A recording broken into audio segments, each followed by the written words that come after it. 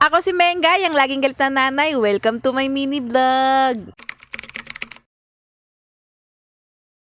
Sa wakas nga mga kamare, nakapagkabit na nga rin ako ng binil dito sa bahay. Sumakto naman dito sa kwarto at kusina namin yung 50 pieces na binili ni Tatay Alex. Yung banda dun sa pintuan, hindi na nga namin nalagyan dahil nagkulang na. Bali sabi ni Tatay, sakto na nga raw dun yung 10 pieces na binil. At mga mare, pasensya na at hindi ko nga na-upload yung part 2 nung pagkakabit ko ng binil dito sa kusina namin. Dahil nga, na-reformat yung cellphone ng inyong nanay Mengay. Sorry na po. At bumalik na tayo dito sa paglilinis ko mga mare. Bali yung sahig namin nisprayan ko nung sad. Kasi nga yung pandikit nung binil dumikit dun sa sahig. Kaya ayun kinikis-kis ko. At himala nga natanggal nga yung stain nung pandikit dun sa sahig. Ang galing talaga ni sad. At pagkatapos ko naman maglinis doon sa kwarto namin sinunod ko naman itong kusina namin. Bali inisprayan ko lang tong dingding namin pati mga tiles namin itong Sads All-Purpose Cleaner. Alam nyo ba mga mare, napakaganda talaga gamitin ito ni Sads kasi nakakaalis siya nung amoy lansa ng kusina. Dahil nga sa sobrang bango nito mga mare. At alam nyo bang napakamura lang nito sa halagang 16 pesos lang mga mare. Yung isang pads nito kasyang-kasya na sa 500 ml. Kaya kung gusto nyo rin magkaroon nito, ilalagay ko sa comment section yung link o kaya i-click nyo yellow basket ko.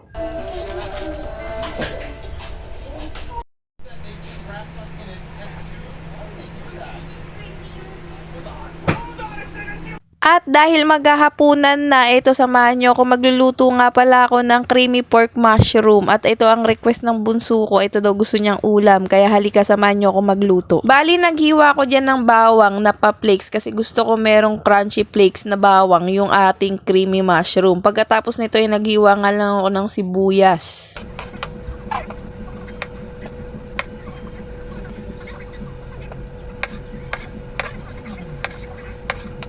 Nung matapos ko nga mahiwa yung sibuyas at bawang nilagay ko nga muna dito sa platito at pagkatapos din rin ko tong baboy dahil medyo may tubig dahil galing nga sa freezer. Pagkatapos nun isinalang ko na nga itong kawali natin. At nagkaroon nga ng problema dyan mga mare, hindi ko pala nakuhanan yung pagigisa ko dyan nung sibuyas bawang dahil namatay ang cellphone natin. Diyos ko, ang dami ng depekto ng cellphone na to. Itatapon ko na to mga mare. Lang. At ito minekos-mekos ko lang siya mga mare. Pagkatapos nung nakita kong golden brown na yung baboy, sinunod ko naman tong mushroom. O, diba? Mushroom. Yayamanin.